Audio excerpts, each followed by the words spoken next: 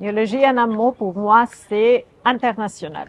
Parce que c'est une occasion unique de se réunir avec une diversité qui s'est étoffée, qui s'est agrandie dans les dernières années, et de joindre nos différentes perspectives, de pouvoir s'asseoir, discuter, échanger des idées, planifier des collaborations, avancer sur les projets de collaboration qu'on a déjà entamés avec des collègues à l'international. Et c'est un moment beaucoup plus productif et beaucoup plus enthousiasmant aussi que les liens simplement à distance ou par email.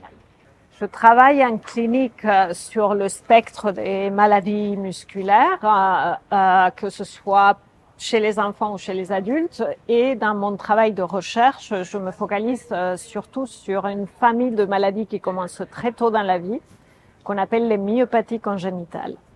Alors, dans la session d'aujourd'hui, j'ai présenté les résultats du travail de recherche de mon équipe sur une forme de myopathie congénitale que nous avons décrite en 2016, qui est due à des mutations d'un gène qu'on appelle TRIP4, et en fait qui a une présentation avec des signes, des symptômes assez particuliers qui nous ont menés à nous poser la question de quel était le rôle de cette protéine qu'on appelle un coactivateur transcriptionnel dans le muscle. Ce rôle n'était pas du tout connu.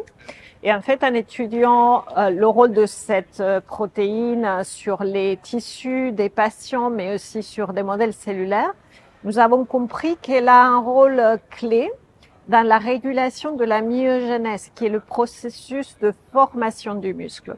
Alors, les régulateurs clés de la myogénèse étaient connus, mais on ne savait pas que ces régulateurs avaient eux-mêmes d'autres régulateurs, dont cette protéine-là. Donc, l'étude de cette pathologie qui touche environ une trentaine de patients dans le monde actuellement nous a permis d'identifier un mécanisme de régulation de la myogénèse qui est capital à la formation du muscle, mais aussi à la régénération du muscle, c'est-à-dire à la reformation du muscle après une lésion.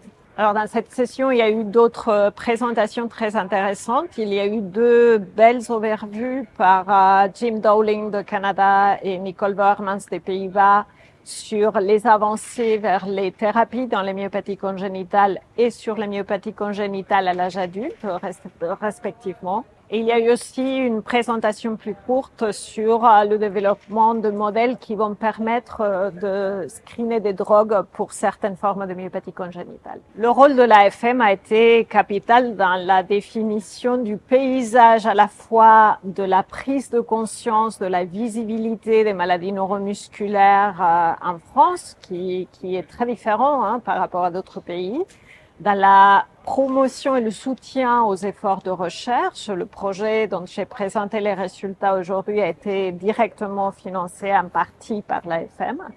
Et aussi dans la création d'espaces comme celui-ci, où on peut mettre en lien les efforts de recherche dans les différents laboratoires et aussi avec le soin et avec les efforts dans le domaine médical. Donc, c'est un rôle qui est très important à plusieurs niveaux. Et le rôle des patients en tant qu'acteurs aussi au sein de l'AFM, comme catalyste de cette implication très active, très proactive des patients est capital aussi, parce que le progrès est quelque chose qu'on va co-créer ensemble, non seulement les médecins ou les scientifiques, mais aussi les patients en tant qu'acteurs.